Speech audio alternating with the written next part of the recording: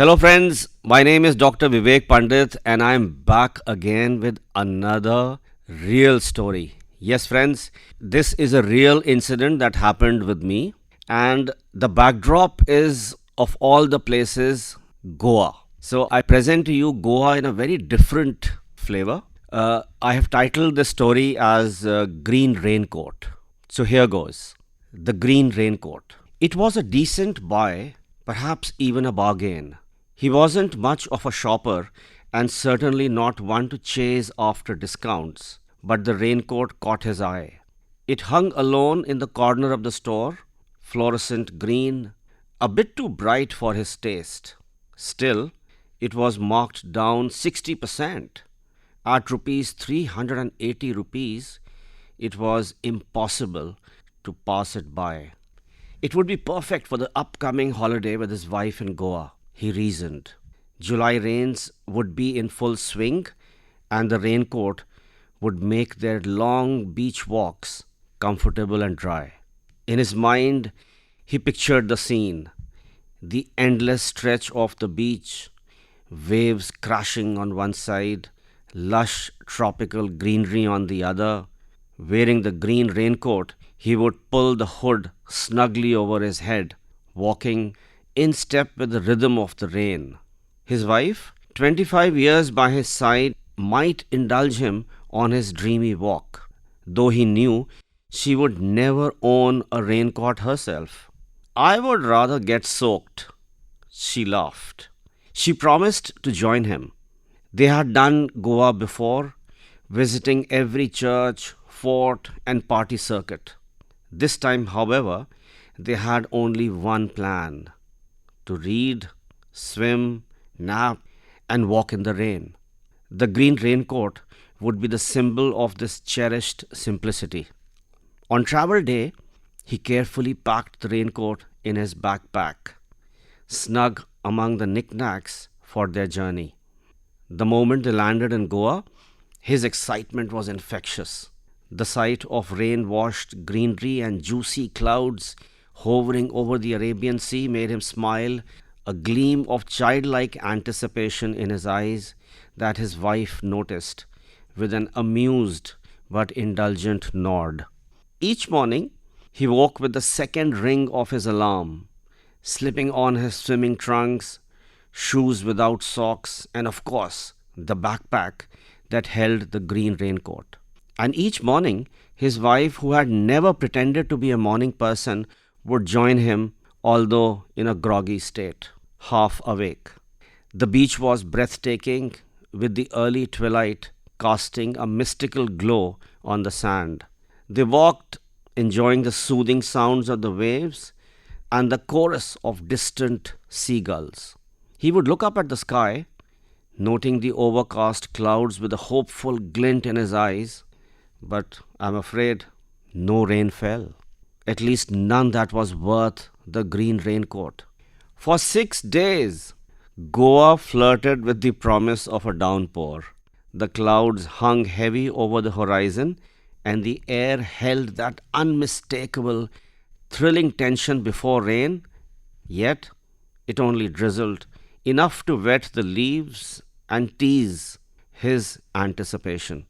And each evening, when the raincoat emerged for the merest patter of rain, the clouds would clear as suddenly as they had gathered. It was the last day. His wife, tired of each morning's, stayed in bed.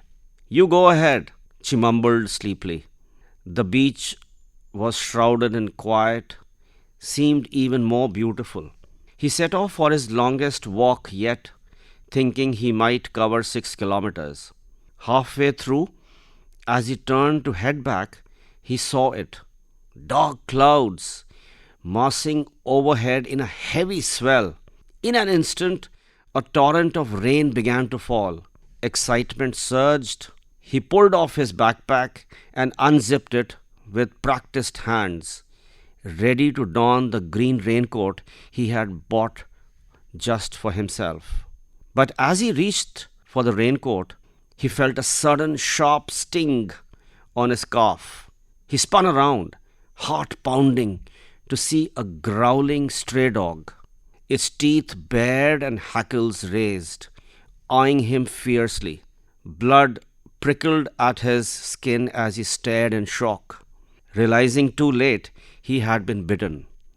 Rain streamed down his face, soaking him in seconds.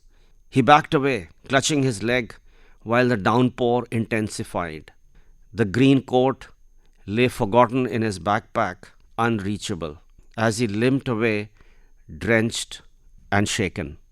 The raincoat, still pristine in its fluorescent green, never saw the rain it was meant for. Instead, it remained a silent witness to a strange, memorable finale to his Goa trip. A souvenir of plans interrupted and the unexpected wilderness of life, even in the midst of planned simplicity. So, friends, this was the ultimate finale for a holiday planned in Goa, along with a green raincoat and the dog menace in Goa, which I'm sure is there in every city of India, found a different flavor. So, I hope you've enjoyed this story. Friends, there is another story and a very interesting one. Again, a real life story. I call it the ladies' toilet. And here it goes. The topic couldn't have been more awkward. I stared at the paper, the bold heading, the ladies' toilet, staring back at me like a challenge. An eyebrow raised, I leaned back in my chair and pondered what I had gotten myself into. Let's be clear, this is not about mocking nor claiming any moral superiority, just a tale of classic restroom misadventure, a sort of inevitable rite of passage for us men who at least once have mistakenly wandered into the forbidden zone. It began on a particular eventful Tuesday. In an urgent bout of lunchtime distress, I accidentally turned right instead of trudging across the hall to the men's room.